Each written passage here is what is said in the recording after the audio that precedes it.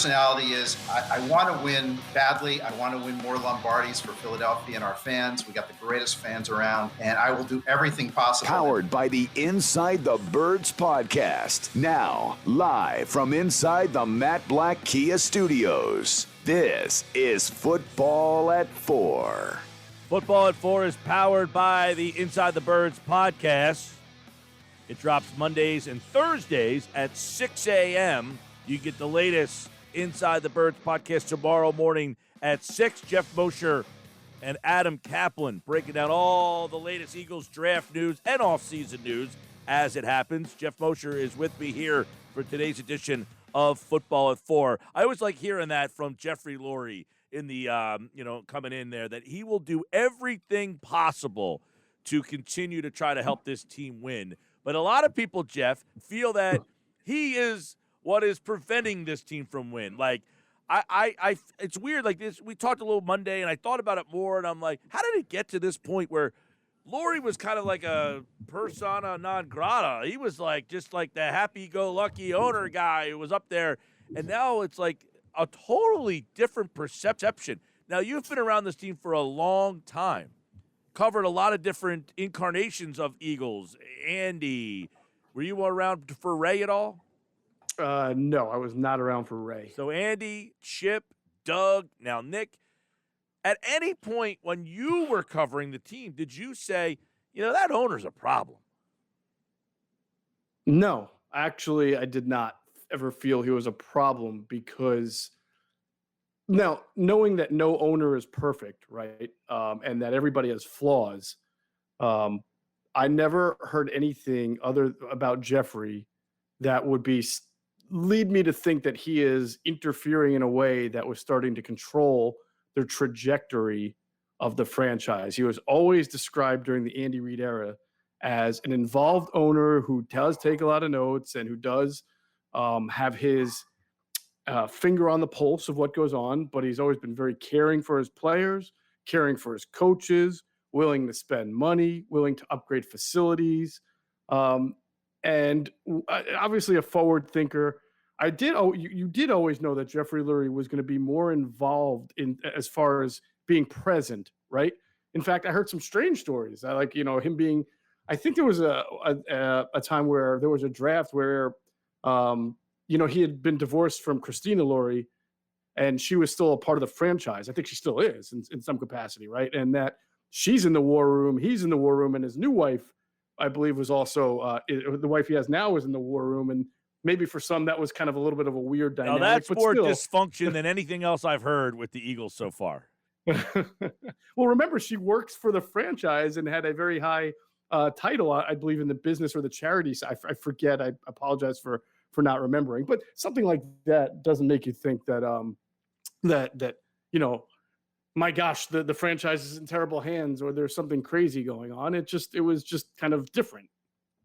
Yeah, I know that a lot of people look at dysfunction. We touched on it the other day, and I thought it was an interesting conversation, this dynamic between the analytics departments and the scouting departments. And, I feel like a lot of teams kind of go through this. But my question is, we asked about this Alec Halaby, and, how long ago or how much have you heard about him and what kind of insight and what kind of, when you saw the story from the other come out, were you kind of like, that's interesting? Or were you like, I've already known that Alec has had a hand in, decisions that this team has made? Well, I think what the story said, Mike, was that, and I'll reaffirm similarly what I know is that people suspect that his voice carries a lot more weight than they feel it should. He's certainly, people understand that analytics is important to the franchise. It's important to Howie and Jeff. And of course, you're going to have an analytics staff and someone has to lead that. And there's a role there. But when you're kind of perceived as Howie's guy, which is something I've heard for quite a while, or Jeffrey Lurie's guy, and you're in a different department of the building, there's a fear or a concern, I should say, not fear, a concern that the owner might or the GM might gravitate toward Alec Halaby's position on something more so than weighing it as 1/3, 1/4, 1/5 of the conversation. You know, like that's the guy whose ultimate say is going to have more say than me because the owner likes him or likes the process of what he does more than per se the process of what I do, if that makes sense. Yeah. So that's what I'm getting at, is that for a long, long time, I have heard that there are people in the building in different departments, whether it's coaching or scouting, that feel scouting. When I say scouting, I mean personnel, right? That feel like what he does takes too much precedence over what they do. That's their feeling on it. Right. So essentially you have, like, let's say in the past you would have Peterson, Roseman, Lurie, and they're 33, 33, 33. You're saying Halaby is the guy that comes in and kind of has the ear and says, we're going to go in this direction. Well, let's kind of set the stage, right? You have your draft meetings that take place for weeks and weeks and weeks before the actual draft, right? And you're evaluating players and you're going through scenarios. And when you're in player evaluation, it involves the scouting staff, the coaching staff, the GM, the owner has probably been involved, and then your analytics staff. And so when you're haggling it out there and trying to set your board and do your rankings, right? And someone, say, hypothetically from the scouting staff says, I don't think this guy is really what we're looking for. He's a good player, but he can only do X and Y. And then someone from the analytics staff, in this case, Alec Halaby, says, oh no, we've ran the numbers and we've researched it. We've watched the tape and cross-referenced it. And we think that he is absolutely the type of guy. Well, then you have an issue. Well, then you have an argument, which every team has, a debate, but does the analytics guy win every single time? Or does he win in critical junctures?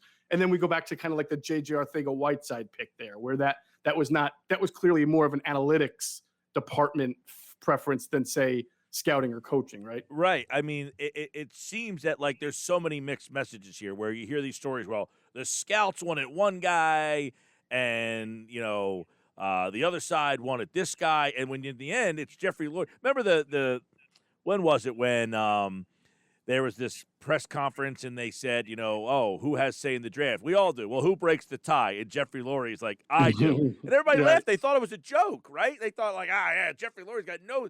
But it turns out that, like, that's the actual, like, hey, Jeffrey Lurie does have on the when these two guys can't break a tie, Jeff Lurie comes in and breaks the tie. Like, so to me, like, that to me is more of the problem. And the analytics, again, I don't think this is just an Eagles problem, though. I feel like this is a problem everywhere. No? I wouldn't say it's I think some teams do a good job of at least balancing harmoniously the departments, or they emphasize, like, for example, I know of a franchise that I'm not going to mention their name, but that believes in analytics, but they don't believe in using analytics to draft players. That when you talk analytics in football with this franchise, their concept of it is, all right, it's fourth down in this part of the field. Like, do I go for it? Do I not go for it? Do I go for two after the touchdown or not? Based on the score, based on, what we're at. Okay.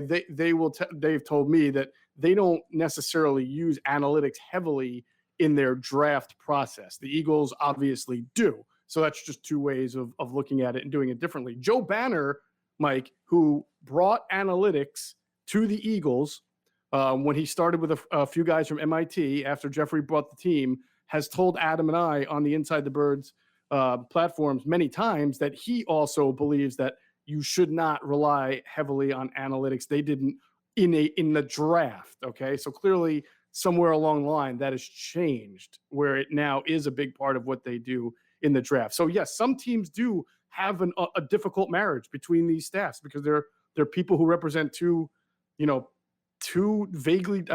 distinctly different sides of looking at a player. But some teams, I think, balance it much better than the Eagles do. Yeah, I know that people are posting questions too. If you want a question for Jeff for Football at 4, let's get a couple questions. I got a couple other things I want to hit on, but Jalen wants to know if Jalen Phillips falls to the back end of the first round due to medical concerns, should the Eagles try to move up to take a chance on his upside? It kind of ties into a question that I wanted to get your opinion on about, could the Eagles have another draft day trade in the works here? Do we see the Eagles?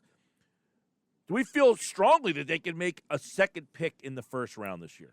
Yeah, I think that anything is on the table, Mike. Adam and I have talked about, don't think that they're just definitely going to sit at 12 and make a pick. They could move up, maybe up to 9. perhaps to get a player that they want, because that's ahead of Dallas. They could move down, perhaps, if they're at 12 and there's a quarterback still on the board. Could they try to trade up into the back of the first round? It would make sense if there's a player like Jalen Phillips that you bring up here that they really like, because they have 11 picks. And to me, it's very doubtful that they're going to make 11 picks. Right. You want to use that for flexibility. I don't know if Jalen Phillips would be the guy that they would target, but I think common sense says when teams move back into the first round, it's usually for a quarterback or a premier pass rusher. So Jalen Phillips is considered one of the better pass rushers in the draft. So I think your radar could be up for a move like that. But clearly the medicals would have to, as the person who asked the question, would have to really, really play into that. Now, the kid from Penn State, Owe, if he started to drop in the back end of the first round, is that a guy that you trade back into the first round to try? Like, are there certain players that you think the Eagles would target if they're in the 24, 25, 26 range, that they would want to go from 37 because that guy's falling? It's possible. A pass rusher is definitely a position that they like to capitalize on in the first round, and that they'd be willing to. When you've looked at their trades, they have traded up in the first round for pass rushers before. So they've done it with Brandon Graham. And so I definitely think that that's an area you would keep your eye out. Owe is a very raw kid who has unbelievable athleticism. And, all you have to do is watch Inside the Draft with Greg Cosell on our Inside the Birds platforms, because he raved about the kid's athletic ability. Now, the fact that he hasn't played a ton of football and he had 0 sacks and he's just kind of coming into his own and is raw means you need some time to develop him. I don't know how many teams are going to be willing to give up a first-round pick for someone that they feel they have to develop a lot, but I think this kid is probably going to wind up going back end of the first round. Right. And Joe Show asked, do you think there's any way the Eagles could trade for another first rounder? So we have 2 this draft. Maybe the Eagles can get Smith and Surtain. My question, kind of off of Joe's, would be, you're talking about pass rusher. They're at 12. You don't take the pass rusher at 12, but how about moving back to 15 where that Patriots pick is and saying, you know what, we'll get another asset and we'll get the pass rusher? Because I kind of agree with what you're saying. The blueprint for them has been to get pass rushers early in the draft. Mm-hmm. I don't think they're going to want to move down unless it's that scenario where every single guy they've coveted is gone before them. I think they're more likely to move up to get a guy like Patrick Surtain, perhaps J.C. Horn, than they are to move back. I think if they move back, it's because they probably couldn't move up, couldn't get a deal done. And then one by one, all the names that you would commonly associate with the Eagles at that point, Horn, Surtain, Waddle, perhaps one of the offensive linemen, Slater and Sewell, are all off the board. And at that point, it's like Micah Parsons, and you know that the Eagles aren't going to take Micah Parsons, so they move back. And by the way, there was a commenter on Monday, right? We did this show on Monday on our YouTube channel. It said Mosher's always pushing for the Eagles to take Micah Parsons. And sometimes, Mike, I wonder again, if people actually listen to you and I talk, how many times have I said the Eagles will not take? I mean, you guys have been asking me for that for almost 2 months. And I said that they will never take a linebacker or Micah Parsons in the first round. So right. I don't know where that came from. Yeah, I agree.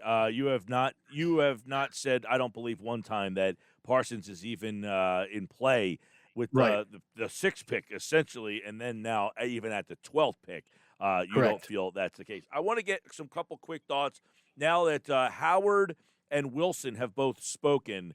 And the message, like, these guys get these 1-year deals, kind of low-risk signings. Both guys, well, at least Wilson should get a lot of playing time. But what do you like about these 1-year veteran deals that that help this team out, but also help them move on? What I like about them, Mike, is that they give you so much flexibility. When you sign guys to a 1-year deal, you haven't made a long-term investment in them, and they also know they're on a prove-it deal, so they've got to play their rear ends off if they want to continue to have a career. But then they also are of the understanding that this team is not committed to them for the long term, and if the team drafts somebody better at that position, they don't have any right to complain about it. They're not they're not any, they're actually trying to make the team. I mean, Jordan Howard is not guaranteed to make the 53, depending on what the Eagles do in the draft or the rest of free agency and what they have at running back. Eric Wilson probably more so because he knows the defense and they need him, and they're not, blessed at linebacker. But if they happen to hit on a second round pick, right? Let's say they use their second round pick on a linebacker, on a Nick Bolton or somebody like that. And this kid's really good. And Alex Singleton's really developed. Well, you know what? Then you play who's playing well. You don't feel committed to have to play guys because you paid them X amount of dollars. Let me ask you this. I'm glad you brought this up because a lot of people like Bolton in round 2. He's more of your Mike middle linebacker, run stuffer. Wilson is more of a defender, in pass coverage. Right. Singleton's kind of like, he's just kind of a blue collar, does everything. He's not great at anything. But how will the linebackers in this defense be different than the way Schwartz used them? Well, it's my understanding, as we've talked about, we know they're going to play a lot of the Zimmer system, right? And Zimmer does a lot of cover 2, but he also does a lot of cover 3. It looks like cover 2, but then as we all remember from the Tampa 2 defenses back when they were winning, that middle linebacker is a coverage guy more so than a thumper. It's the outside linebacker, Derek Brooks, in that defense who was the thumper, right? So your middle linebacker kind of drops back and covers that middle of the field while your split safeties cover their thirds of the field. So you make a cover 3 look. So that's why I expect from Eric Wilson to be more of a coverage guy and play that, be able to carry that deep middle, which is not something the Eagles have had for quite a while now, maybe since Jordan Hicks. I don't know. They never even played that style of defense, right? You wouldn't want TJ Edwards dropping all the way back. You wouldn't want Alex Singleton doing that. You probably would want Davion Taylor to be able to do that. However, he's a very raw prospect who needs a lot of development. So Eric Wilson can play that, and Singleton can play that kind of outside linebacker role that is more of a tackler, which is more of what he's good at than coverage. Yeah, I was going to say, so if you're watching the Eagles defense and like linebacker play, you should anticipate that they have a little bit more on their plate, or they put more importance on that position in this style of defense than what Jim Schwartz did. Is that Jim Schwartz by design, or was it because he didn't have talent? Well, it's a little, yes and no. I think Jim certainly put more emphasis on the front 4. However, Jim wanted a linebacker last year. He really wanted a real linebacker last year, and all he got was a guy in the 3rd round who most teams had as a 5th, 6th, 7th, or undrafted free agent. So he didn't really get what he wanted as far as a talent level linebacker. But he was here when the team had Jordan Hicks, right? And he was here when the team had Nigel Bradham, who played at a fairly high level for a couple of years there. So I agree with you, though. When you look at the Mike Zimmer system, you also see a lot of linebacker blitzes. And I imagine if Gannon wants to do that, he's going to have to feel comfortable that he has the right type of players for that. Singleton has a good nose for getting to the football, and I thought he blitzed well last year. So maybe that's one of the 2 guys that he'd feel comfortable with. Well, Wilson had 3 quarterback with. I don't know if he has anybody else that he's comfortable in that. Yeah, Wilson had 3 sacks. Yeah, that's true. Wilson. Yeah, but Wilson was put into a role. He really was a backup who was forced into that role when Eric Kendricks got hurt. I think you'd like a little bit more tenacity. Wilson may have had 3 sacks. It doesn't mean he might have been in the right place at the right time. More so than he's a great pressure creator. All right, Sports Bash Live, 97.3 ESPN. Eagles, tomorrow we will be just 2 weeks away from the NFL draft. I'm going to miss it. There's so much going on here. 12, there's a lot of players in play. The Eagles have a lot of holes. This is what a bad team does. It makes the draft very interesting. This one's very interesting. And then, of course, what's next? The mini camp stuff, this voluntary camp, a lot of teams are backing out. What do we see happening next? That's a great question. I know that there was an announcement today from the NFLPA and the NFL on what the template of the phase 1, 2, and 3 will look like, and looks like a lot of virtual meetings early on, and not until I think May 17th do you actually get on-field type of work, and we'll have to see by then if these teams that are sort of having their players say we're not coming if anything changes. But it does look like right now that a lot of veteran players especially have convinced for the greater good that players are going to exercise their right to be voluntary and not show up at any in-person on-field activities, but things can change as they always do in the NFL. We'll see. All right, Geoff Mosher, Inside the Birds podcast tomorrow morning, 6 a.m. So get the latest edition. It comes out tomorrow morning at 6. Andrew's here to talk more draft tomorrow. Adam on Friday. Jeff is back on Monday. And he, like all guests, appeared via the Boardwalk on the hotline. Geoff Mosher, Inside the Birds. Take care, man. Thanks, bro. Appreciate it. He is back on Monday's show, as we said.